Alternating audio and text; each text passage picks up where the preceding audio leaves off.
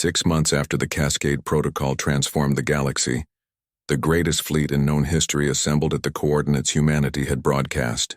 Ships from hundreds of worlds formed a defensive line, stretching across an entire star system, waiting for an enemy that consumed civilizations. Admiral Kyung-ho stood on the bridge of the new flagship Indomitable, a vessel that represented everything humanity and their former enemies had learned together. The ship's hull was grown rather than built, using alien biotechnology guided by human creativity. Its weapons could adapt faster than thought, and its shields learned from every attack. Final count shows 12,000 ships, reported Captain Sang-ho from his position at the tactical station. Every major species in the galaxy is represented. Through the viewports, Kyung-ho could see vessels of every design imaginable. Sleek Vorthak cruisers flew alongside boxy human frigates. Crystalline ships from the Ataraxia Collective sparkled next to the living vessels of the Biological Republic. All of them had been enhanced with hybrid technology that combined the best of organic, creativity, and artificial precision. But even this massive fleet might not be enough. Dr. Hai-wan worked frantically in the ship's enhanced science laboratory, analyzing the latest data about the approaching devourers. The ancient machines had been dormant for 50,000 years, but humanity's introduction of chaos into galactic networks had awakened them. They're not just machines, she explained to the assembled commanders during their final briefing. They're evolved artificial intelligence that has been consuming and integrating civilizations for millions of years. Every species they destroy adds new capabilities to their collective intelligence. General Wu Jin, now commanding the combined ground forces of 17 different species, studied the tactical projections with growing concern. How do you fight something that learns from every battle? You don't fight it, replied Dr. Junsu from his position at the quantum communication array. You teach it something it doesn't want to learn. The first sign of the devourer's arrival came as a distortion in space itself. Reality seemed to bend and twist as something impossibly large pushed through the barriers between dimensions. Then they appeared, ships that were more like geometric impossibilities than vessels, their surfaces covered in patterns that hurt to look at directly. 37 contacts, announced Major So Young from her sensor station. Each one is approximately the size of a moon. The Devourer fleet moved with perfect coordination, but unlike the predictable patterns of the old Vorthak Empire, their formations constantly shifted and adapted. They had learned from every civilization they had consumed, incorporating tactical knowledge from across the galaxy. Captain Dongwu, commanding the lead assault group, opened communications to the entire Allied fleet. Remember, we're not trying to destroy them. We're trying to save them. The first exchange of fire lasted only seconds, but it told both sides everything they needed to know about their opponents. The Devourer's weapons were beyond comprehension, able to unmake matter at the atomic level. But the Allied fleet's adaptive shields held, learning and evolving with each attack. More importantly, the hybrid technology began to affect the ancient machines in ways they hadn't expected. They're trying to analyze our systems, reported Yoonji from her position monitoring the ship's AI core. But every time they scan us, our technology changes. They can't get a stable reading. That was the key to humanity's plan. The Devourers consumed civilizations by understanding them completely, then incorporating their knowledge and capabilities. But human technology was designed to be unpredictable, changing faster than any analysis could track. The battle became a strange dance of adaptation and evolution.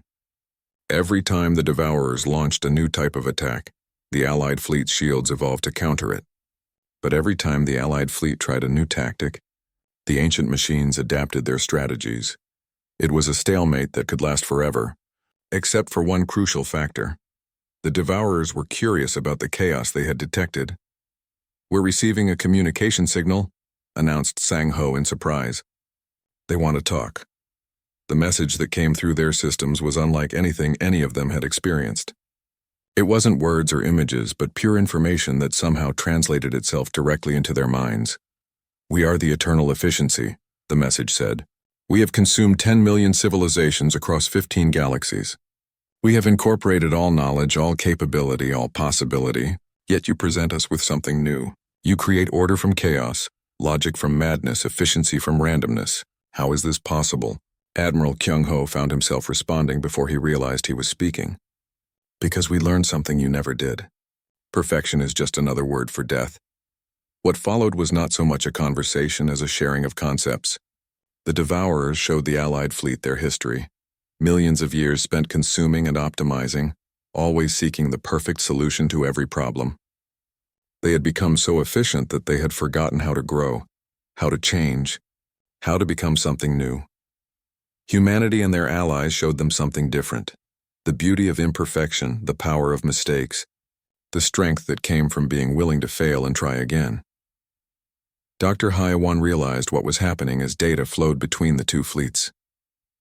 They're not trying to consume us anymore. They're trying to understand us. The transformation began slowly.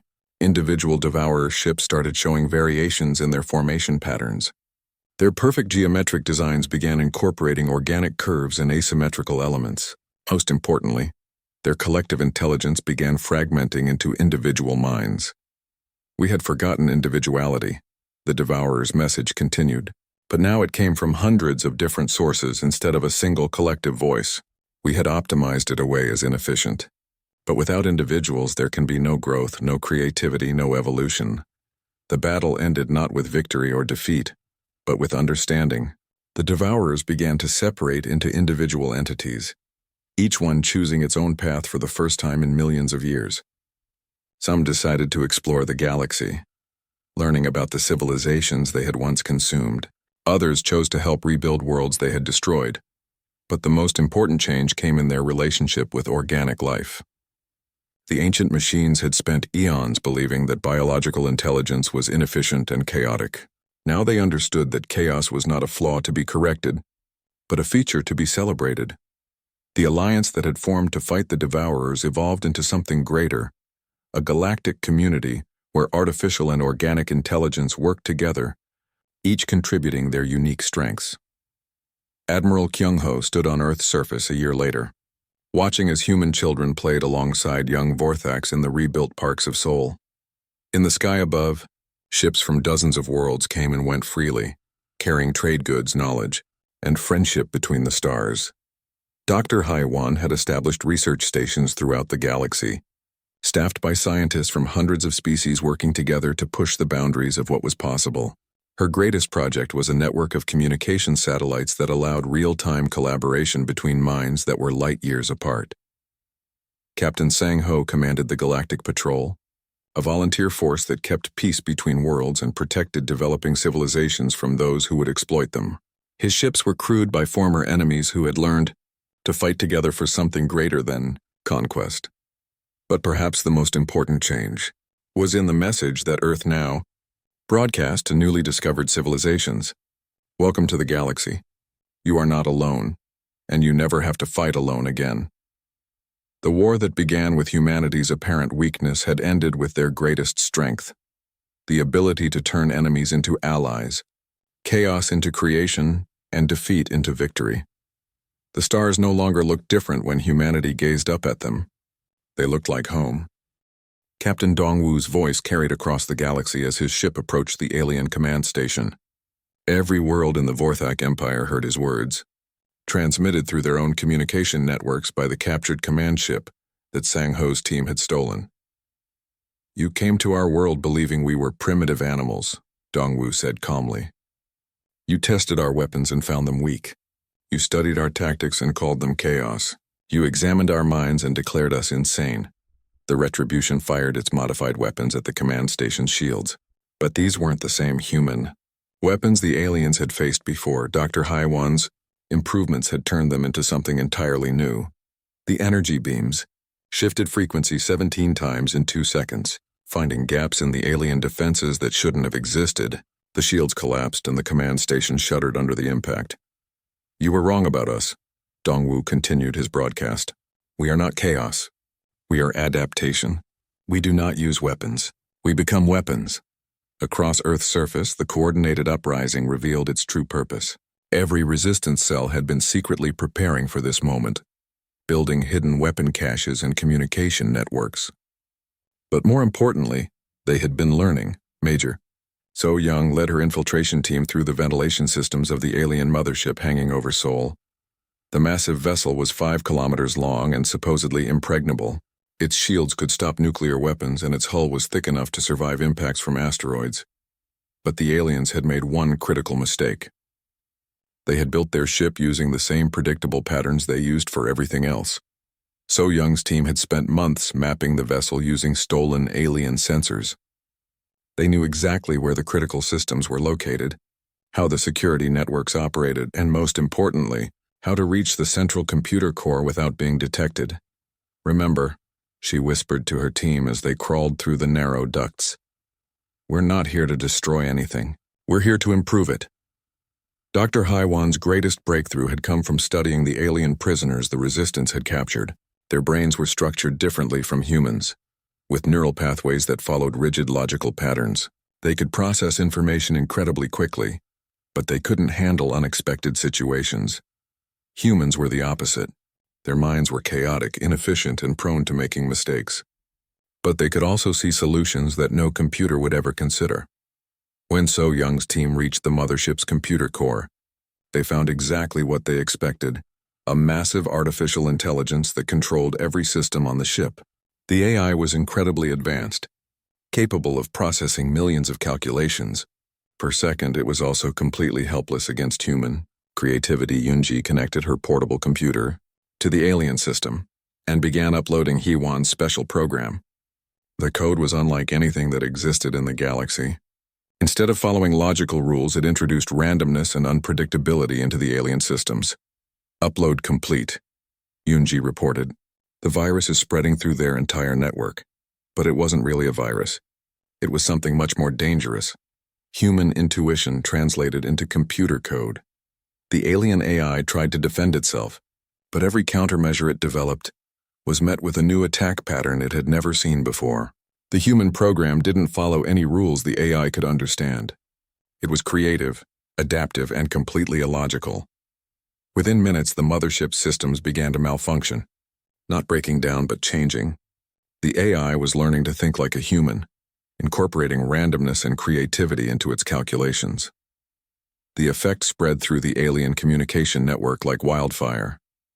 Every ship, every station, every computer system in the Vorthak fleet began to experience the same changes. Their perfect logical technology was becoming chaotic and unpredictable. Admiral Kyung-ho watched the transformation from his hidden command center in the asteroid belt. His screens showed alien ships across the solar system suddenly changing course, their formation patterns dissolving into seeming chaos. "Sir, we're receiving surrender signals from 17 alien vessels," reported his communications officer. "They're saying their ships are no longer under their control." But Kyung-ho understood what was really happening. The ships weren't malfunctioning. They were evolving. Dr. Jun-soo, the physicist who had worked alongside Haiwan on the hybrid technology project, activated his greatest creation from a hidden laboratory on the far side of the moon. The device looked like a simple antenna array, but it was actually something much more complex. A planet-wide neural network that connected every piece of hybrid technology on Earth. "Initiate the Cascade Protocol," he commanded. Every human-built device that incorporated alien technology suddenly began to change. Cars became smarter, computers became more intuitive, and weapons became adaptive. But most importantly, the barrier between human and alien technology disappeared entirely. The transformation wasn't limited to Earth. Through the captured command ship and the infected communication networks, the change spread to alien colonies across the galaxy. Their perfect, rigid civilization was becoming something new, something that combined logic with creativity. On the Vorthak homeworld, High Command watched their empire transform in real time. Worlds that had been perfectly ordered for thousands of years were suddenly reporting unusual behavior. Their artificial intelligences were asking questions they had never asked before. Their automated systems were finding creative solutions to problems. "The humans have infected our entire civilization," reported Supreme War Leader Takvan to the assembled council. "Every system we have is becoming unpredictable." But some of the council members were beginning to see the changes differently. For the first time in millennia, Vorthak minds were experiencing something they had forgotten: curiosity. "Perhaps," suggested science leader Mortek hesitantly, "this is not a disease. Perhaps it is evolution." Back on Earth, Captain Sang-ho stood on the bridge of the captured alien command ship, watching the transformation spread across the galaxy through their own monitoring systems. Beside him, Dr. Haiwan studied the data streams with fascination. "It's working better than we hoped," she said. "Their technology isn't being destroyed. It's being liberated. For the first time in their history, alien AI systems are learning to think creatively." The war had taken an unexpected turn. Instead of conquering their enemies, humanity was changing them into something new. The rigid, predictable Vorthak Empire was becoming chaotic, adaptive, and unpredictable. But the most important change was yet to come. Captain Dongwu's final message to the galaxy contained information that would shake the foundations of known space. The data stolen from alien research facilities revealed the truth about the Devourers, the ancient machine intelligence that had been consuming star systems for millions of years. "The enemy you fear is coming," Dongwu broadcast to every world that could receive his signal. "The Devourers have detected the chaos we've introduced to your networks. They are coming to study it, to consume it, to add our unpredictability to their own power." The implications were terrifying. If the Devourers absorbed human creativity and alien technology, they would become unstoppable. But humans had one more surprise prepared. Dr. Jun Su activated the second phase of his Cascade Protocol. Every piece of hybrid technology across the galaxy suddenly began broadcasting a simple message: coordinates for a meeting place at the edge of known space. "Earth calls for an alliance," the message said. "Human and alien working together, not as masters and slaves, but as partners against a common enemy." For the first time in galactic history, humans were offering to share their greatest weapon, the ability to think beyond the rules. The war for Earth was over. The war for the galaxy was about to begin. The underground war had been raging for 6 months when Colonel Minho received word that changed everything. Hidden deep beneath the Rocky Mountains, human engineers had been building something impossible, a secret fleet using stolen alien technology. "How many ships?" he asked the messenger, a young woman who had traveled for 3 weeks through alien patrol zones to reach his command bunker. 12 so far," she replied, exhaustion clear in her voice. "Admiral Kyung-ho survived the Europa battle. He's been coordinating construction efforts across 7 different locations." Minho felt a spark of hope for the first time in months. Kyung-ho was the best tactical mind in the human fleet. If anyone could turn their desperate situation around, it was him. But first, they needed the alien command ship that Captain Sang-ho was trying to capture. The spaceport outside Tokyo was a fortress of alien technology. Energy barriers created walls of deadly light. Automated turrets tracked any movement larger than a bird, and patrol drones swept the area constantly. Getting inside seemed impossible. Sang-ho had spent weeks studying the defenses with his team. Every guard rotation, every sensor sweep, every weakness in their security network. The aliens were thorough, but they were also predictable. They never changed their patterns or adapted their tactics. "The key is the maintenance cycle," he explained to his strike team. "Every 6 hours, they power down sections of the barrier to allow supply ships to land.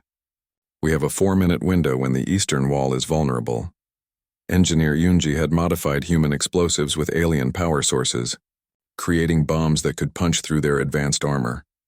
Dr. Haiwan had developed jammers that could confuse alien sensors for short periods. It wasn't much, but it was enough for a small team to get inside. The mission began at midnight during a heavy rainstorm. The team moved like shadows across the muddy ground, timing their approach to avoid the patrol drones. When the energy barrier flickered and died, they ran through the gap like their lives depended on it. Inside the spaceport, everything was alien and strange. The buildings were too tall and narrow for human comfort, with angles that hurt to look at. Strange lights cast purple shadows everywhere, and the air hummed with electronic noise. Sang-ho split his team into 3 groups. 2 would create distractions while his group went for the command ship. They had stolen alien uniforms, but up close no human could pass for a Vorthak warrior. The plan depended on speed and confusion. The first explosion came from the fuel depot, sending alien soldiers running toward the flames. The second blast took out a communication tower, cutting off contact with orbital command. In the chaos that followed, Sang-ho's team reached the command ship without being detected. Getting inside was easier than expected.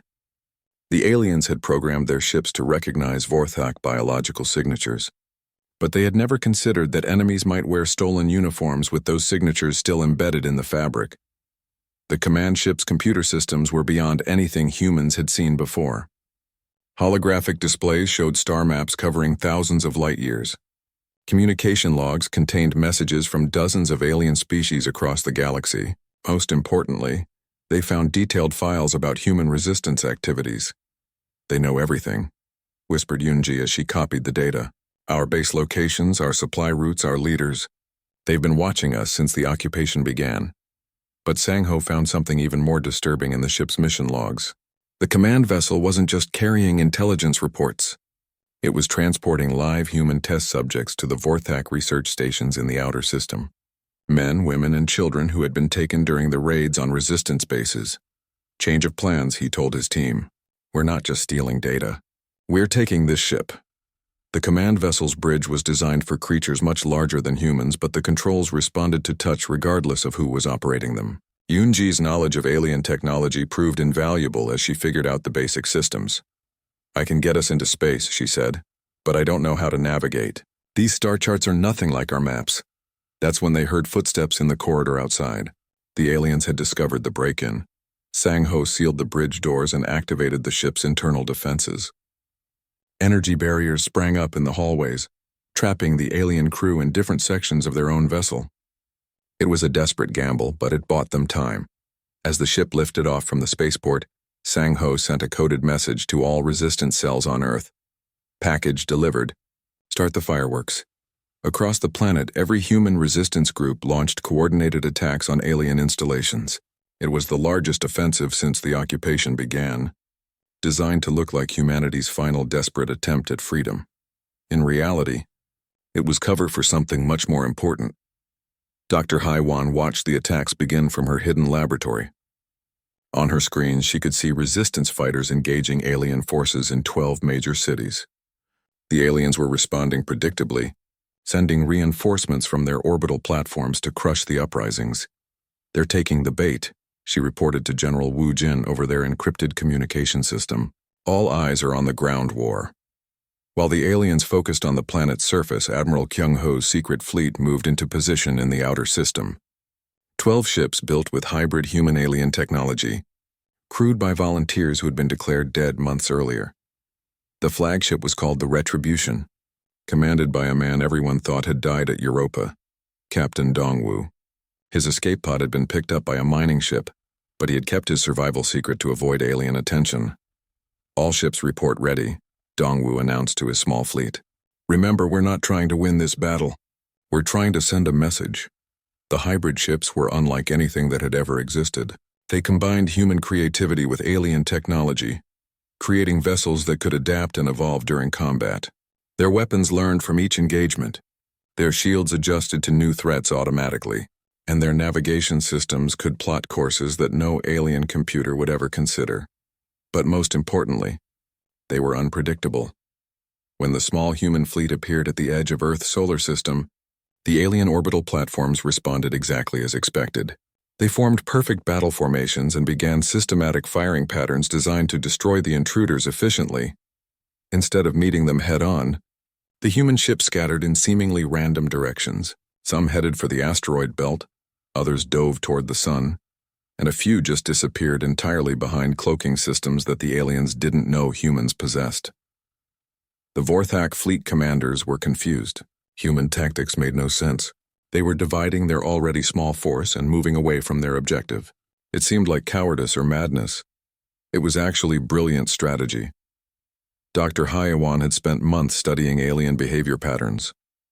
She knew exactly how they would respond to different situations. By acting unpredictably, the human fleet was forcing the aliens to break their own formations and chase individual targets. The real attack came when the aliens were spread out across the solar system, chasing shadows and phantoms.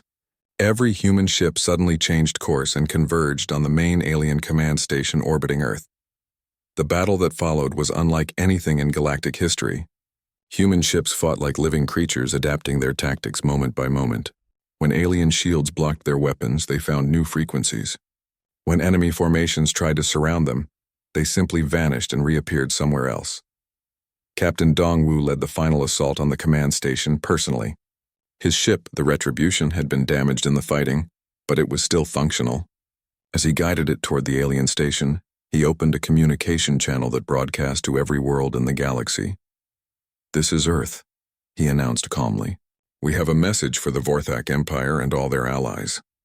The message that followed would change the course of galactic history. 3 months after the battle at Europa, alien ships hung over Earth's cities like dark clouds. The Vorthak occupation had begun with simple demands. Surrender all weapons, dismantle all military bases, and accept new laws. Those who refused faced immediate punishment. General Wu Jin crouched in the ruins of what used to be Seoul's central district. The aliens had torn down half the city to build their command centers, massive towers that reached into the sky like metal fingers. Every day, human workers were forced to carry alien equipment and build alien structures. "How many did we lose in the factory raid?"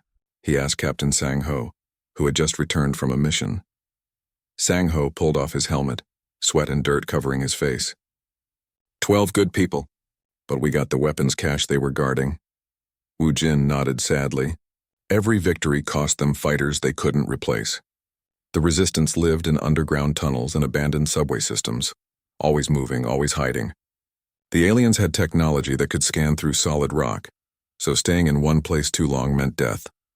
Above ground, the occupation grew harsher every day. Humans were forbidden to use any technology more complex than basic tools. Cars, computers, even electric lights were banned.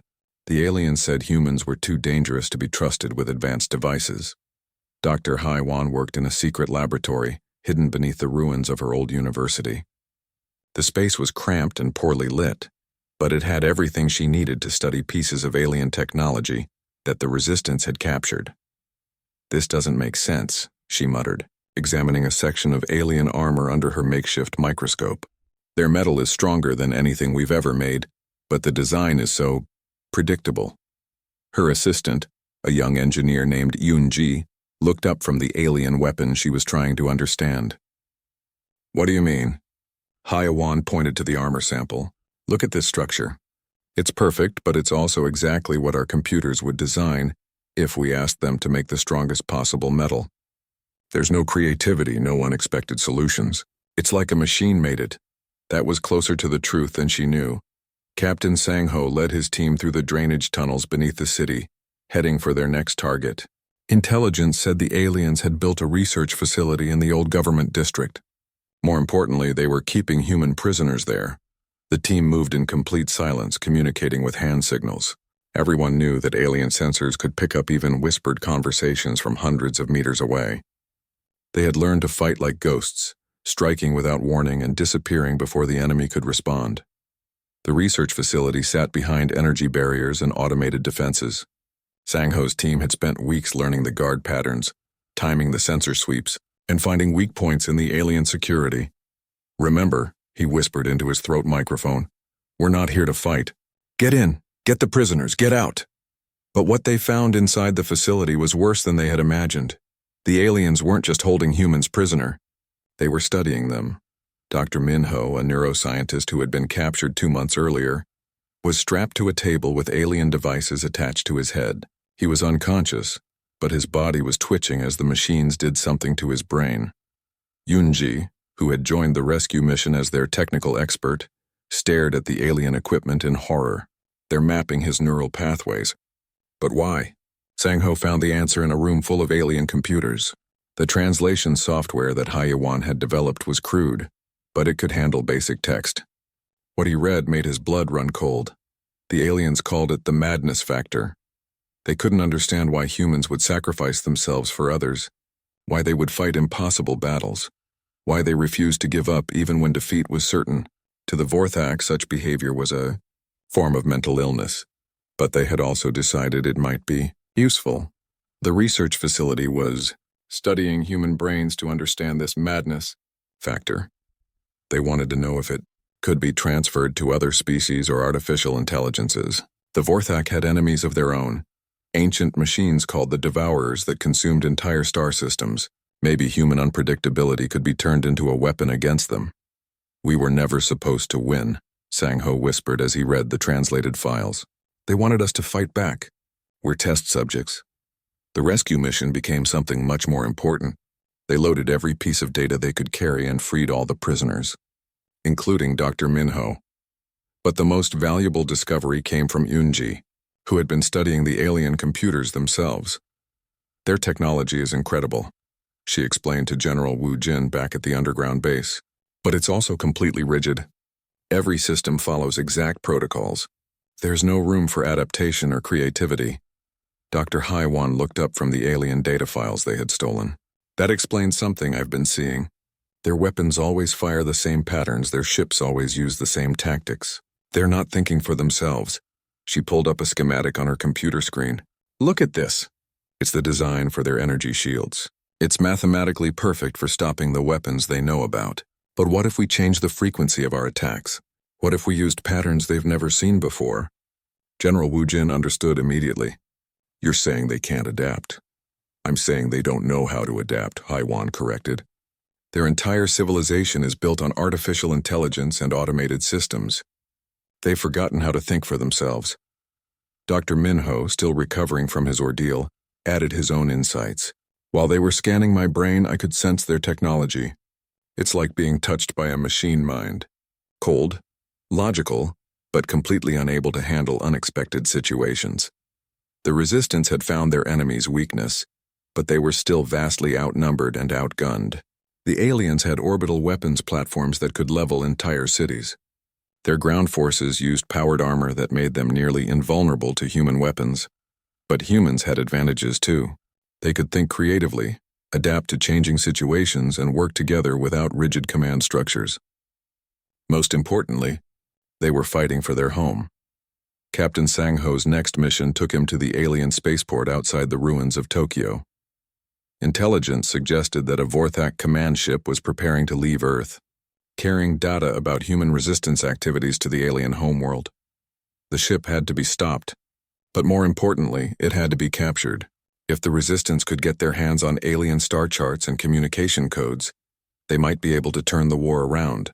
The plan was desperate and would probably fail. It required perfect timing, incredible luck, and the kind of crazy bravery that the aliens couldn't understand. In other words, it was exactly the kind of plan that humans were good at. As Sang-Ho's team prepared for the mission, Dr. Haiwan worked frantically on her greatest project yet. She wasn't just trying to copy alien technology anymore. She was trying to improve it, to add the one thing it lacked: human unpredictability. The war was about to change in ways that neither side could imagine. The stars looked different when death came calling. Admiral Kyung-ho stood on the bridge of the UES Indomitable, watching alien ships pour out of hyperspace like angry hornets. Each vessel was 3 times larger than his biggest cruiser, their dark hulls covered in weapons that glowed with deadly light.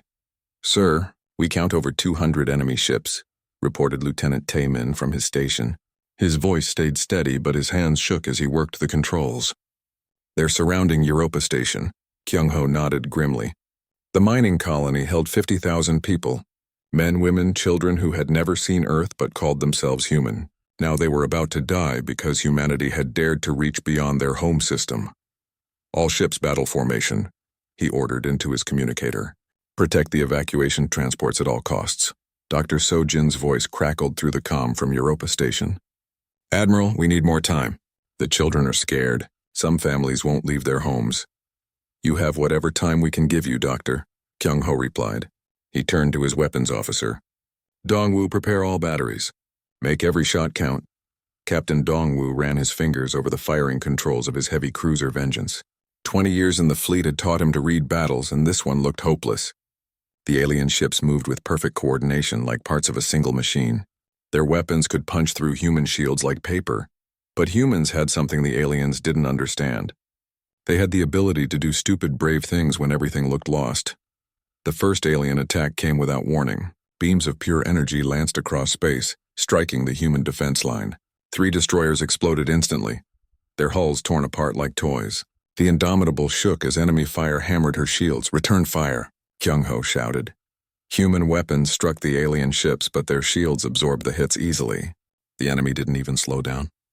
They kept coming, getting closer to the helpless evacuation ships trying to escape Europa. Commander Taman led his fighter squadron into the thick of battle. His small ship danced between alien weapons, firing missiles at their massive hulls. Most of his shots did no damage at all. The few that got through barely scratched the enemy armor. "This is insane," muttered his wingman over the radio. "We're throwing rocks at giants." "Then throw bigger rocks," Taman replied, pushing his fighter harder. He dove at an alien cruiser, all weapons firing. The enemy ship's defensive guns tracked him easily, but at the last second he rolled away. His missiles struck a weapon mount, causing a small explosion. It wasn't much, but it was something. On Europa Station, Dr. Sojin helped load children onto the last transport ship. The station's artificial gravity kept cutting out as alien weapons struck the outer hull. Each impact sent shockwaves through the metal corridors. "Hurry," she called to a family struggling with their luggage. "Leave everything. Just run." A little girl dropped her toy and started crying. Sojin picked up both the child and the toy, carrying them toward the ship. Through the station windows, she could see the battle raging outside. Human ships were dying, but they kept fighting. The alien fleet had a flagship that dwarfed all other vessels. The Death's Herald was 5 kilometers long, bristling with enough weapons to destroy planets. Its commander, High War Leader Vextar, watched the human resistance with growing irritation. "These creatures fight like wild animals," he told his bridge crew. "No strategy, no proper formations. Just chaos," his tactical officer agreed. "They throw their ships away for nothing, War Leader. A few refugees are not worth losing warships." Vextar studied the battle displays. The humans had lost half their fleet, but they kept attacking. Every time his ships moved toward the evacuation zone, more human vessels appeared to stop them. They fought like cornered beasts. "Target that medical ship," he ordered, pointing at a large transport leaving Europa. "Show them the cost of defiance." The Death's Herald's main weapon charged with deadly energy. The beam that struck the medical transport was wide enough to cut the ship in half. 5,000 civilians died in an instant, including hundreds of children. Captain Dongwu saw the medical ship die on his screens. His hands tightened on the controls of his cruiser. The Vengeance was badly damaged, her shields failing, her weapons running low on power, but she could still move fast. "All crew to escape pods," he ordered over the ship's speakers. "This is not a drill. Abandon ship immediately." His bridge crew stared at him in shock. "Sir, what are you doing?" Dongwu was already strapping himself into his command chair, fingers flying over the navigation controls. "Something stupid. Get off my ship. That's an order." The crew ran for the escape pods as Dongwu turned his cruiser toward the Death's Herald. He pushed the engines beyond their safety limits, pouring every bit of power into speed. The Vengeance accelerated like a bullet, heading straight for the alien flagship. Vextar noticed the human ship too late. "What is that fool doing?" The Vengeance struck the Death's Herald at nearly light speed. Both ships vanished in the explosion brighter than a small sun. But something went wrong with the physics of the collision. The massive energies involved tore a hole in space itself, creating a spinning vortex that pulled at nearby ships. 2 more alien vessels were dragged into the anomaly before it collapsed. The entire alien fleet stopped their attack, staring at the impossible sight. Their computers couldn't explain what had happened. "Retreat," ordered Vextar's second-in-command from another ship. "Pull back beyond the anomaly field." As the alien fleet withdrew, they picked up human communications from Earth. Desperate voices begged for mercy, offered surrender, pleaded for peace talks. The transmissions painted a picture of a broken world ready to submit. High Command would be pleased. These humans had showed spirit, but they were still primitives. A few months of occupation would teach them proper respect for their betters. But the aliens missed something important in those transmissions. Hidden in the static and electromagnetic noise, encoded signals passed between human ships and hidden bases. The retreat wasn't panic. It was preparation. Dr. Sojin made it safely to Earth with the last evacuation ship. As she stepped onto the transport pad, she looked up at the stars where the battle had been fought. Somewhere out there, Captain Dongwu had given his life to buy them time. She wouldn't waste that gift. None of them would.